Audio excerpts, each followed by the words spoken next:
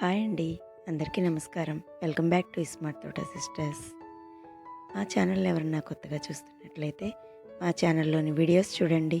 దానిలోని కంటెంట్ మీకు నచ్చినట్లయితే తప్పనిసరిగా మా ఛానల్ని సబ్స్క్రైబ్ చేసుకోండి. పక్కనే ఉన్న బెల్ సింబల్ని కూడా ప్రెస్ చేయండి. హాయ్ అండి, నమస్కారం. నేను మీ మాధవి.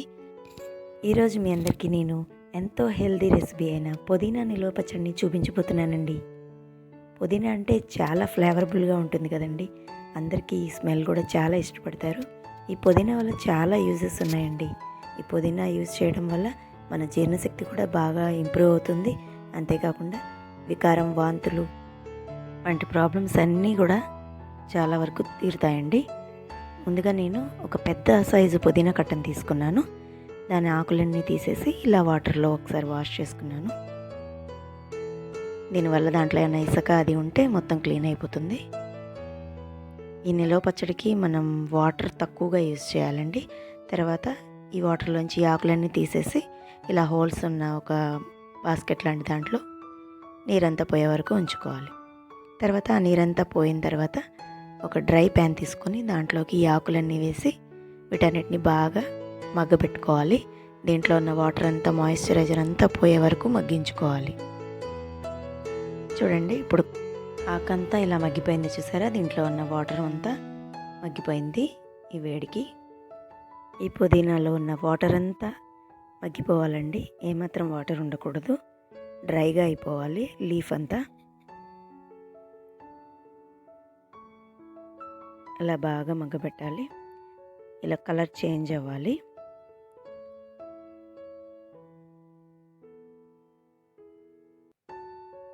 తర్వాత దీన్ని ఒక బౌల్లోకి తీసుకోవాలి, ఒక గిన్నెలో పెట్టుకోవాలి.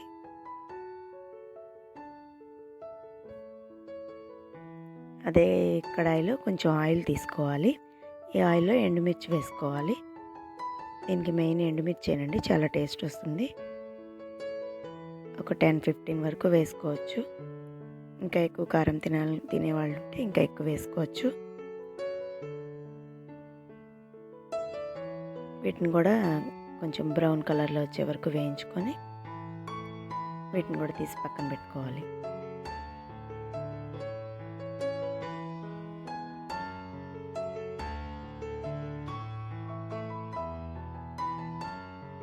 సో ఈ ఫ్లేవర్ కూడా పుదీనాకు పడుతుంది, మిర్చి ఫ్లేవర్.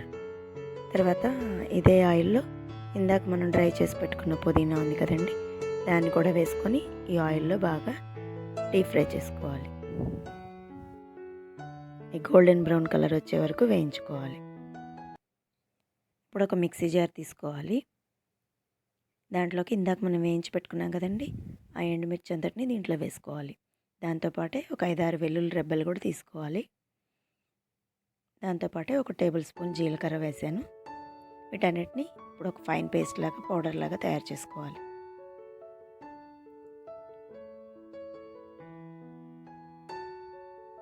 సో ఇప్పుడు మన ఫైన్ పౌడర్ ప్రిపేర్ అయిపోయింది.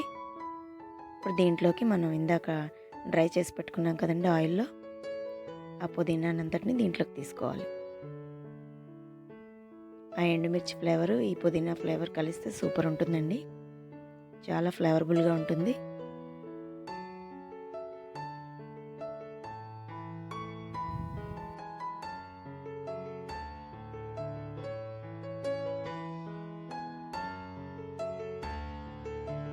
పుదీనాతో పాటు దీంట్లోకి సాల్ట్ కూడా యాడ్ చేయాలి. 1.5 స్పూన్ వేస్తున్నాను, చూసి మళ్ళీ వేసుకోవచ్చు. తర్వాత దాంట్లోనే కొంత చింతపండు కూడా వేస్తున్నాను.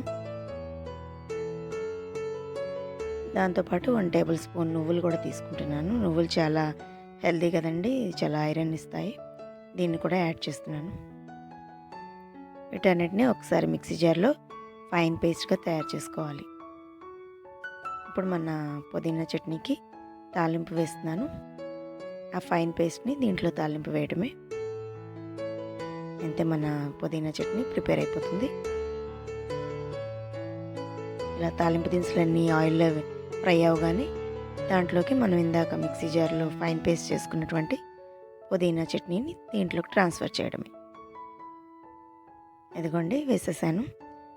చాలా ఫ్లేవర్ వస్తుంది. ఈ పుదీనా చట్నీ చక్కగా మనకి 1 మంత్ వరకు నిల్వ ఉంటుందండి. ఇంట్లో ఎక్కువగా ఆయిల్‌తోనే డీప్ ఫ్రై చేసాం కాబట్టి బాగానే నిల్వ ఉంటుంది. దీంట్లో ఇంకొంచెం ఆయిల్ కావాలంటే వేసుకోవచ్చు. సో, మన పుదీనా చట్నీ రెడీ టు ఈట్ అండి. మీరందరూ కూడా మీ డైలీ లైఫ్‌లో ఈ పుదీనా చట్నీ యూజ్ చేస్తారని మీకు ఈ రెసిపీ చూపించాను. మీ అందరూ కూడా ఒక్కసారి ట్రై చేయండి.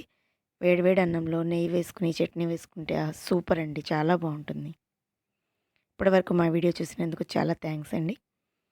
మా వీడియోస్‌లోని కంటెంట్ మీకు నచ్చినట్లయితే మా ఛానల్‌ని సబ్స్క్రైబ్ చేసుకోండి. మీ ఫ్రెండ్స్‌తో షేర్ చేసుకోండి. తప్పనిసరిగా ఒక లైక్ చేసుకోండి. అంతేకాక మీరేమైనా సలహాలు ఇవ్వదలుచుకుంటే కామెంట్ రూపంలో మాకు తెలియచేయండి. వాటిని మేము తీసుకొని మా ఛానల్‌ని ఇంకా ఇంప్రూవ్ చేసుకోగలుగుతాము. థ్యాంక్స్ అండి. Thanks for watching.